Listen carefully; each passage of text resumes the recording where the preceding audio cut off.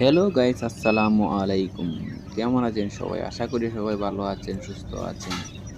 আমিও আপনাদের দোয়ায় ভালো আছি, সুস্থ আছি। আজকে দেখাবো কোয়েল পাখির ডিম থেকে কিভাবে বাচ্চা ফুটে বের হয়। এরকম আরো ইন্টারেস্টিং ভিডিও দেখতে সবাই আমার চ্যানেলটি সাবস্ক্রাইব করে রাখুন, যাতে এরকম নতুন নতুন ভিডিও পেতে সবার আগে আপনার কাছে পৌঁছে যায়। ঠিক আছে, সবাই চলুন দেখুন কিভাবে A to Z একটা কোয়েল পাখির ডিম ফুটে বাচ্চা বের হয়। সবার সাথে থাকুন।